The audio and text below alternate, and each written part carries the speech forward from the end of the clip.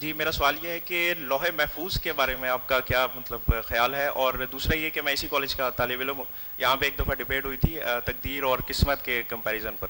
تو اس میں ایک چھوٹا سا انہوں نے واقعہ ایک کوٹ کیا تھا ہمارے استاد نے کہ جی حضرت موسیٰ علیہ السلام ایک دفعہ گزر رہے تھے اور دو میاں بیوی تھے اور ان کے پاس کھانا نہیں تھا، تو انہوں نے دعا فرمائی اور اگلے 2 ہفتے بعد جب وہ گزرے یا 1 ہفتے بعد گزرے تو کھانا بڑھتا گیا، مطلب کھانا تھوڑا تھا لیکن وہ بڑھتا گیا.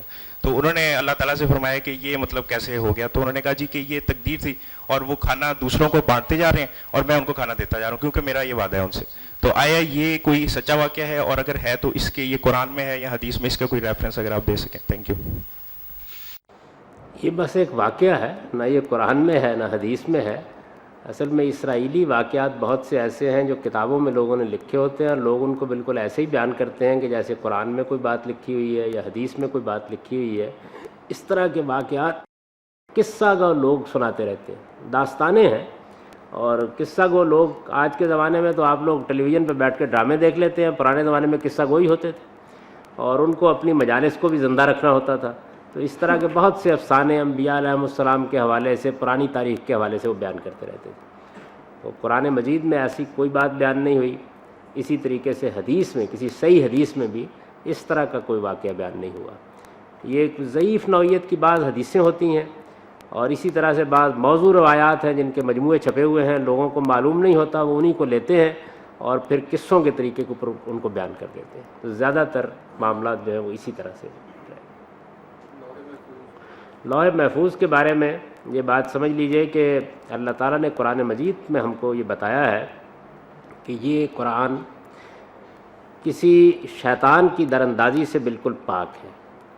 جب اللہ تعالیٰ نے اس کو جبریل امین کو دیا تو ایک ایسی محفوظ جگہ سے دیا کہ جس میں کسی شیطان کے لیے داخل ہونے کا کوئی امکان نہیں ہے. پھر جبریل امین اس کو لے کر آئے کہ جن کا معاملہ یہ ہے کہ وہ امین ہیں اور مطاع ہیں، کسی کو یارہ نہیں ہے کہ ان کے لائے ہوئے قرآن میں درمیان میں کوئی مداخلت کر دے.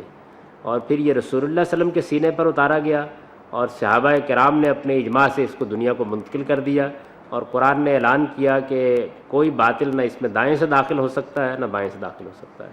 تو اس باب میں لوح محفوظ کا ذکر آیا ہے، یعنی قریش کو یہ بتایا گیا ہے کہ وہ اگر قرآن کے بارے میں یہ خیال کرتے ہیں کہ یہ کسی شیطان کی دراندازی کے نتیجے میں مل رہا ہے تو ایسا نہیں ہے، بلکہ اللہ کے محفوظ خزانے سے نکلتا ہے، جبریل کے ذریعے سے پہنچتا ہے اور کسی شیطان کے لیے اس میں کسی جگہ مداخلت کا کوئی موقع نہیں. بلکہ قرآن مجید نے ایک مقام پر خاص یہ واقعہ نقل کیا ہے کہ جنات جب اوپر کی جگہوں پر گئے تو انہوں نے اپنا یہ تاثر بیان کیا کہ پہرے لگے ہوئے تھے اور اس سے پہلے ہمارے لیے راستے کچھ کھلے ہوتے تھے اور ہم فرشتوں کی باتیں اچک لیتے تھے، لیکن اب شہاب ثاقب کی بارش ہو رہی ہے اور کسی کو اوپر جانے کی اجازت نہیں ہے.